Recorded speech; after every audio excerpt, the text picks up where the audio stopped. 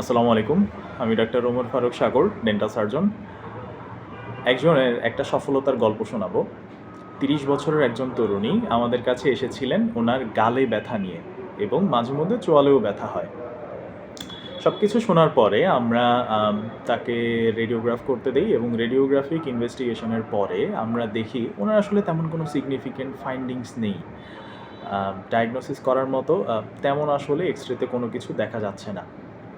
তারপর আমরা যখন হিস্ট্রি নিতে নিতে আগাতে থাকি তখন অনেক পরে বের হয়ে আসলো উনি আসলে একটা পারিবারিক কলহের মধ্যে দিয়ে যাচ্ছেন এবং খুবই স্ট্রেসফুল কন্ডিশনের মধ্যে তিনি আছেন। রাতের বেলা তার ঘুম হয় না এবং প্রতিনিয়তই ওনার সেই থেকে গালে ব্যথা আসে।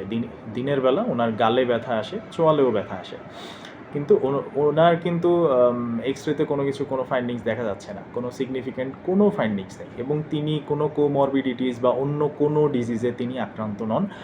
সম্পূর্ণ সুস্থ একজন মানুষ, একজন হেলদি পারসন। তখন আমি myofascial pain dysfunction syndrome MPDS diagnosis করে ইনিশিয়ালি ম্যানেজ করি।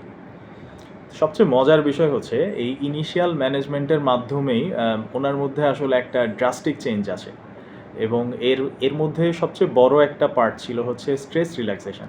স্ট্রেস থেকে উনি কীভাবে দূরে থাকতে পারবেন, এই ব্যাপারগুলো, এই বিষয়গুলো আসলে ম্যানেজমেন্টের খুব মেজর একটা পার্ট ছিল এবং উনি খুব ড্রাস্টিক একটা চেঞ্জ ফিল করেন এই ম্যানেজমেন্টগুলো পাওয়ার পর থেকে। তারপর ফার্দার বেটার ম্যানেজমেন্টের জন্য আমি তাকে ঢাকায় রেফার করি এবং উনি খুব রিনাউন্ড একজন আমাদের দেশের ডেন্টাল এবং ম্যাক্সিলোফেশিয়াল সার্জনের কাছে উনি ট্রিটমেন্ট নিয়েছেন এবং অলমোস্ট সেম প্যাটার্নেরই ট্রিটমেন্টগুলো ছিল। এরপর তিনি আজকে এসেছিলেন আমাদের সাথে দেখা করতে।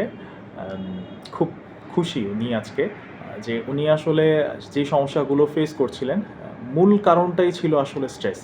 তো আজকের এই ভিডিওটা তৈরি করার উদ্দেশ্য হচ্ছে স্ট্রেস আমাদের মধ্যে আসলে কত প্রকার শারীরিক পরিবর্তন নিয়ে আসতে পারে সেটারই একটা এক্সাম্পল ছিলেন উনি। তো আমরা সবসময় চেষ্টা করব সবাই স্ট্রেস মুক্ত থাকতে, দুশ্চিন্তা মুক্ত থাকতে, কারণ দুশ্চিন্তা আসলে আমাদের কারোর জন্যই কল্যাণ বয়ে আনে না। দুশ্চিন্তার মাধ্যমে আসলে আমরা কেউ কারো উপকারও করতে পারি না, নিজেরও কোনো উপকার করতে পারি না। আমরা যেটা করতে পারি সেটা হচ্ছে আমরা আমাদের জায়গা থেকে চেষ্টা করতে পারি আমাদের পরিবারের সাথে একটা কোয়ালিটি টাইম স্পেন্ড করতে পারি এবং হাসি খুশি থাকতে পারি। সব কিছু মিলিয়ে আমরা আল্লাহ পাকের কাছে প্রার্থনা করতে পারি যে আমাদেরকে যেন আল্লাহ পাক সকল প্রকার স্ট্রেস বা দুশ্চিন্তা থেকে মুক্ত রাখেন।